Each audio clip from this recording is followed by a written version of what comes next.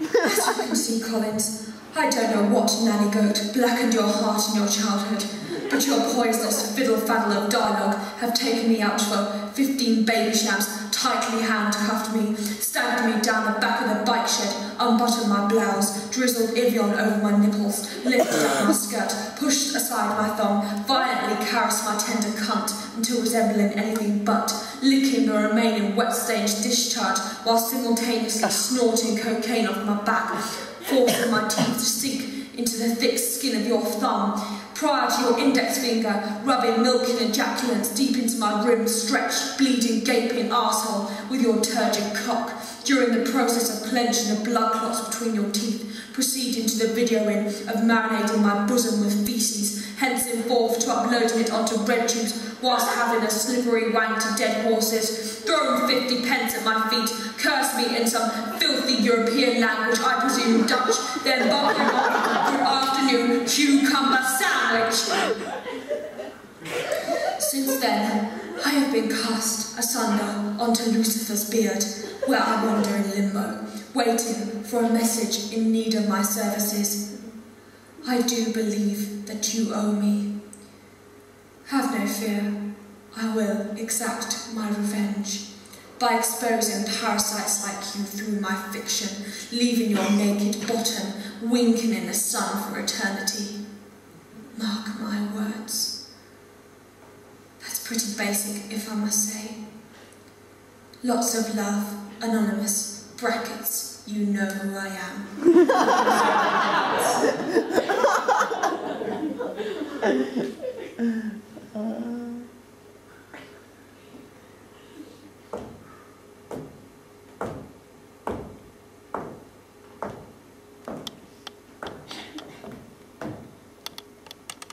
They call me the woman of 1,000 faces.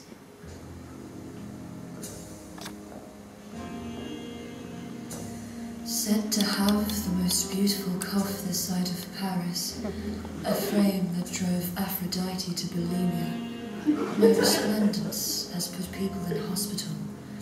I have made sarcasm seductive, solitude fashionable.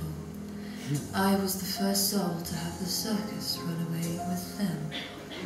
In Brussels, I have my own museum.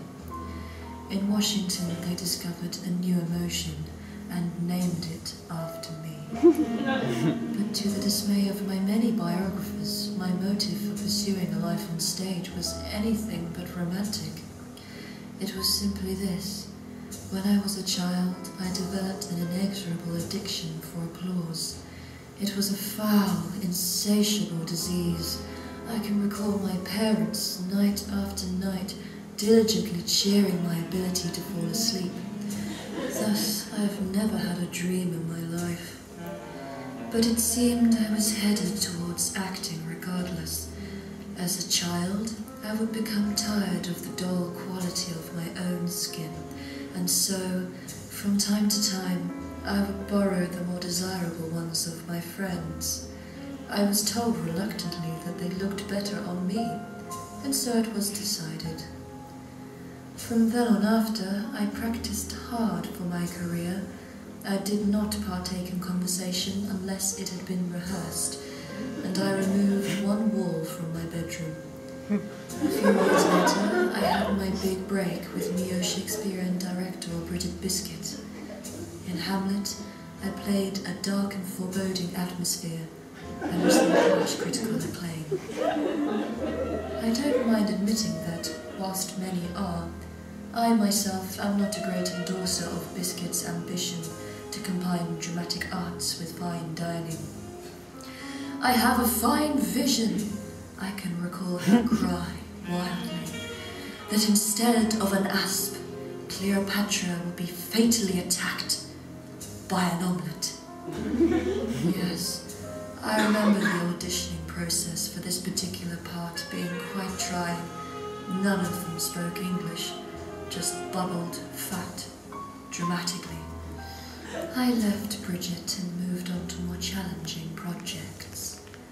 One fond memory was of Death of a Salesman, in which I played Willy Loman's Suitcase. We decided that for this production we did not require the use of an audience. It was so successful that we toured it for several years. It received not even one bad review.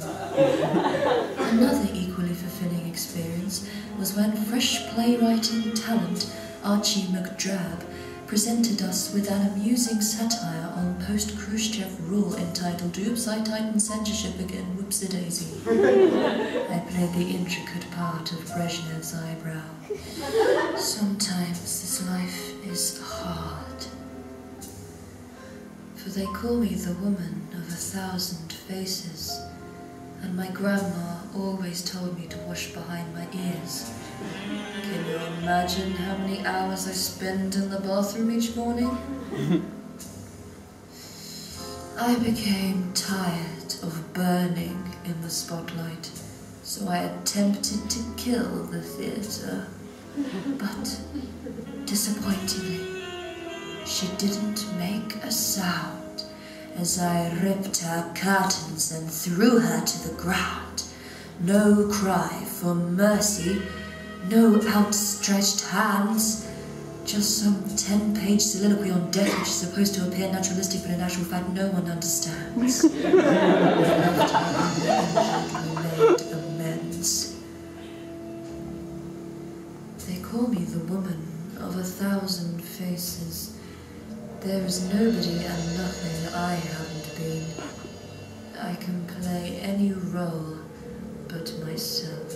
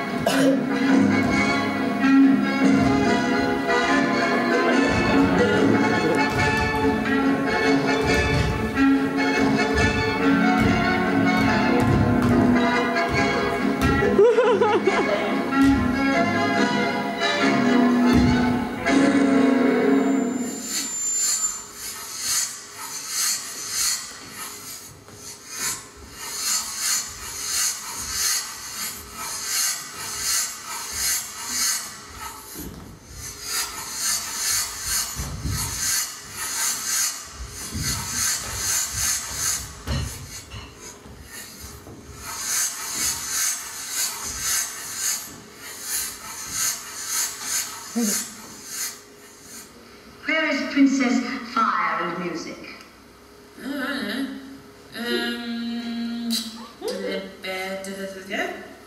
Nothing but a body with a voice, no mind. C'est un peu bonnet quand c'est que de la picana à la scène. You're being terribly tolerant, aren't you? Well, you needn't be. I will not be tolerated and I will not be plotted against. Such nonsense. What do you all take me for? Little Nell from the country? Cosa, but casi un po' pesco che non è per la cuscio. Paranoid. Felash. Tell that to Dr. Freud along with the rest of it. Oh, okay. Very good. I will not calm down. Ha! Oh, God. Srebessia the Pinocchese. It's obvious you're not a woman.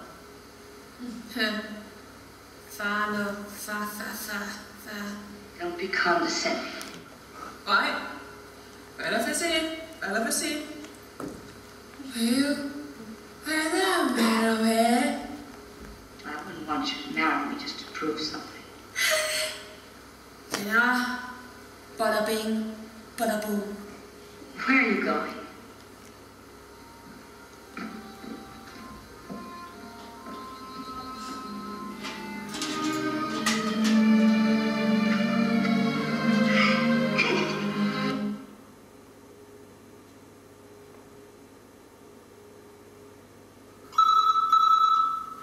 I was watching my coat because I saw someone else watching my coat. Look, if you want, I'll get drunk for you sometime. Make your hair stand on you.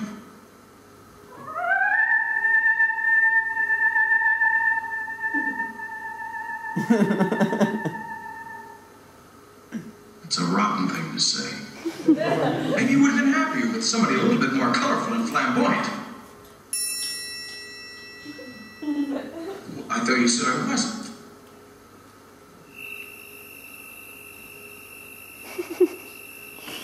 I'm not going to listen to this.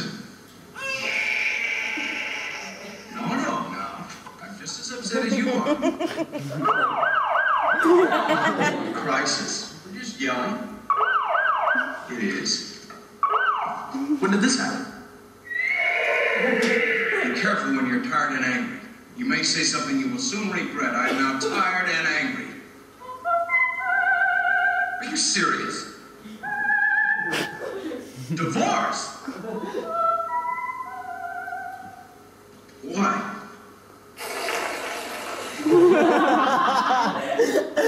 6 days at the plaza.